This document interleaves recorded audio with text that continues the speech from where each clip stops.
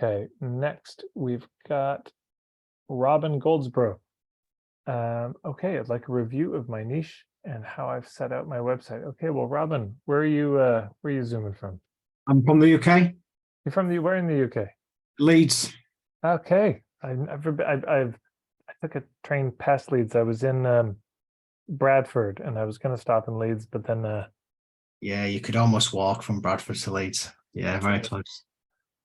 yeah. Well, all willing, I'll make it there someday. Okay, let me do a screen share and we'll but is there any context you want to give us in terms of Um, so I guess I'm wondering whether or not it's focused enough for the online market, whether or not I've gone too broad or too narrow, whether or not it sort of focuses on the A to B enough. I'm sort of feeling like I'm doing it in a vacuum, to be honest, and it's sort of like needing somebody to give me some sort of feedback. So absolutely. that's it. And then it's the sort of journey I'm sort of taking them through. I'm getting a bit conscious. Am I talking too much about my boat? Am I talking too much island sea? And I'm getting lost in it. I'm starting to feel like the people that I want to help.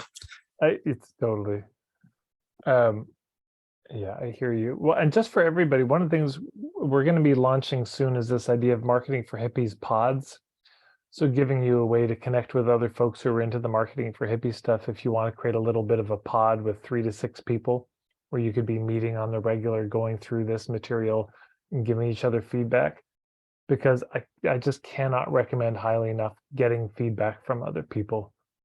Because, you know, like Robin's saying, it's very easy to get lost in it's just impossible at a certain point to read your own thing and see it with any degree of clarity. I mean, I did a puttering session this morning with somebody. She sent me some videos of some edgier content she wanted to put out. And she's a friend of mine, and I ended up watching it. And I said, it's fine. I don't think you're going to get canceled for this. Really? But she needed some external feedback on that. So yes, amen.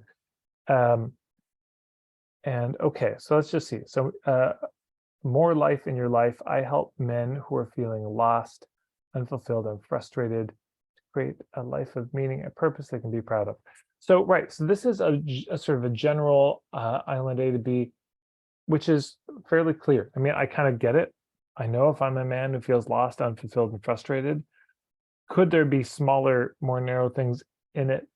For sure. And I'll just say, I mean, I get it. It's a great photo of you. That's really excellent. Makes a big difference. Right. Okay. So then does this sound like your current experience? There's something missing, but you can't totally figure out what it is. It's frustrating and it can leave you feeling rudderless with your mental, physical energy is in constant. Okay. There's an extra is in there. I see that now. Yes. See, this is why we need other people. I mean, we could have, I've had things where I have the word the 3 times in a row and I don't see it. And I edited it, but it's too close to it. Okay. You've no idea what to do because you realize or suspect that the model of success you've spent your whole life following diligently is flawed or at least incomplete. You might be conventionally successful by society standards, but you don't feel successful. It wasn't always like this. In the early days, you were striving, pushing to achieve the goal. And now you realize something elusive is missing, a feeling. You're a high performer and still have energy reserves. You can feel them, but can't muster them into consistent focused action. You might have a lot of pressure on you, can feel overwhelming, a little stressful at times, but also mind-numbingly dull and boring. Things can feel a little pointless and you long for purpose and meaning, a bigger impact. There are significant tangible changes you want to make in your life, and above all, you want to feel happy, successful, and alive.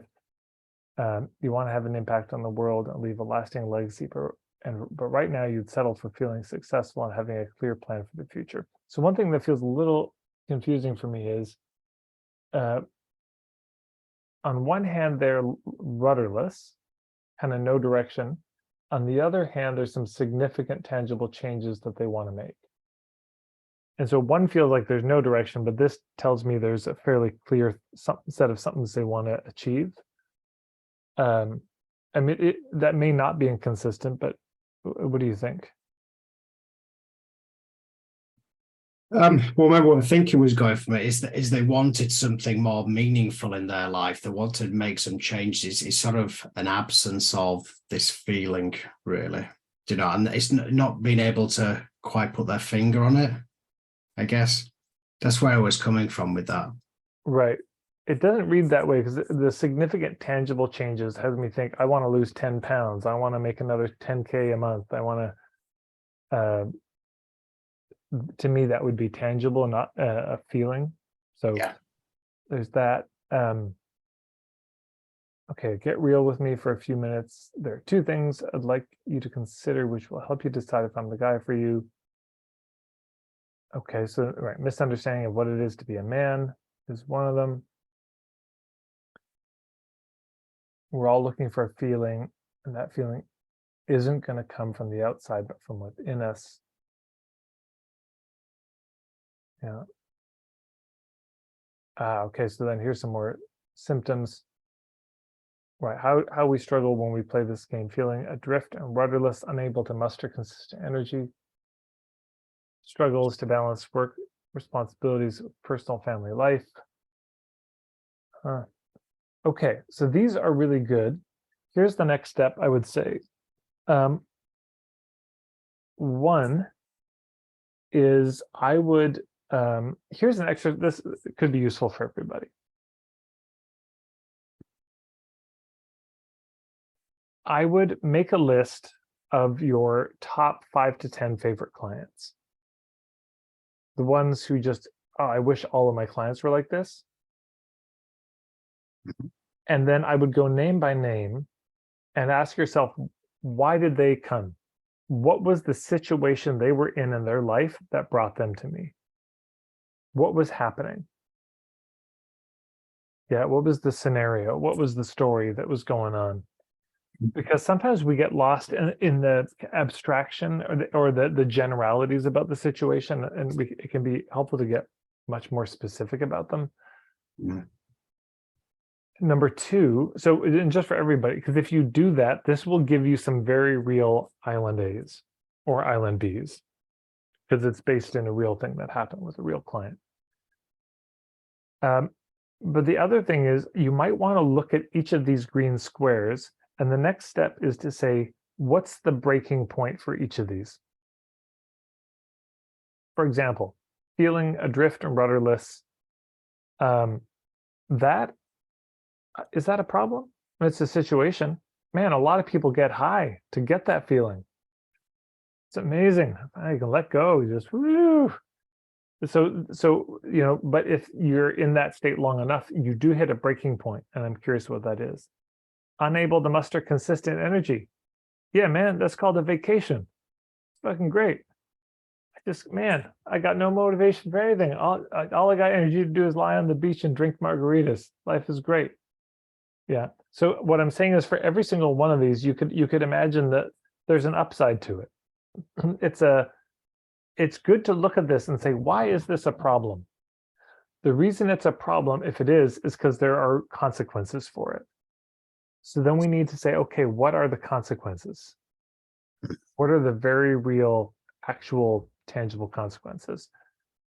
Right? Stress, burnout. So with stress, I mean, we could take it one by one. Well, stress, there's exciting stress too. Burnout.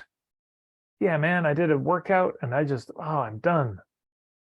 But there's points where it breaks in our life. And that has, now I'm being threatened with the divorce. My partner wants to break up with me. I'm playing video games all the time. I'm now addicted to some substance to deal with the stress. Or so with each of these, to think, what happens if this is not tended to long enough? That may give some more grit to the island A and B. And then once you've got that, so you know, if you do that with these 8 squares, and you could even break these squares into like certain words or parts of the phrase. Once you do that and the 10 clients, you're going to have some very specific symptoms. And then there are a series of exercises you can do. If anyone's struggling with their niche, go to marketingforhippies.com/puttering prep. So that's Puttering, puttering, PREP, prep. And those are my best niching exercises all put together. And one of them is a fairly simple exercise, but it's often illuminating, is where on this axis, the up-down axis, a scale of 1 through 10, about how passionate are you about this symptom? Mm-hmm. And then on the side to side, 1 through 10, it's how competent do you feel about helping people with that particular symptom or breaking point. And then you just plot them. It's like, well, this one, I'm an 8 of passion and an 8 of competence, so it's right here. And this one, it's a 9 of passion, but it's a 2 of competence. So it's, you start to figure out which ones maybe you're most lit up by and feel most able to do. But there's a series of exercises that can help you hone from there. But those would be the next steps, I would say, because I would just say you're doing great. I mean, generally, I get it. You're a men's coach. You help men who are having that lost adrift feeling. And I think you could probably situationalize it a bit more, where it's, hey, you're doing a good job here. And I think with some more specifics, you could hone down. And if you figure out there's a particular subsection of all those symptoms to focus on, that might help a bit more. And then here's the other thing that may help is, let's see. Got that, we got that. Right, okay, so then we got the introduction to you here, Robin. Well, let me ask you this. In a sentence or two, why do you think men are struggling so much?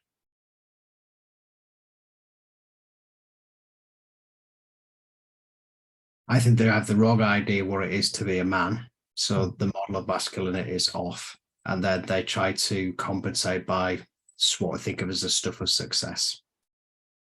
And therefore they feel empty because it doesn't fill that hole.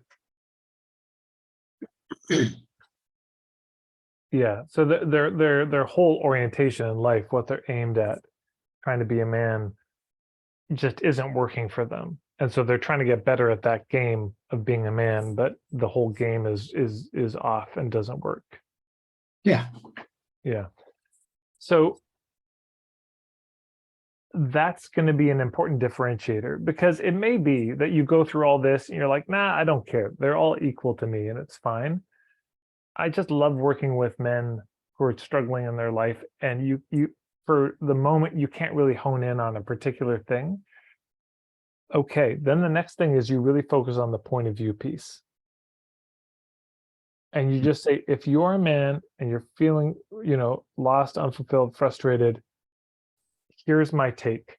And then we jump to the point of view immediately. I mean, it's almost before all of this even. It's just because if this is just going to be more iteration of this, and you can say it in that few words, great. Then you just hit it with your point of view. It's like, look, here's what I think. I think most men are lost because our take on what it means to be a man is so fucked up. Here's what we're told it is to be a man, and here's what I think it really is. Here's what I think it takes as a man to have a life where you are feeling a clear sense of direction, deeply fulfilled, and having a lot of fun in your life. This is what this is my opinion, my take on it, and laying out, your maps, your core principles very clearly, very directly, at least at a high level. Because sometimes, it's like, well, I know I'm looking for a men's coach. So then they look at a bunch of them, but sometimes it's like, oh man, they all say the same things. So, yeah. To differentiate. Yeah. So sometimes the point of view is the thing. Nice, thank you. Yeah, you're welcome.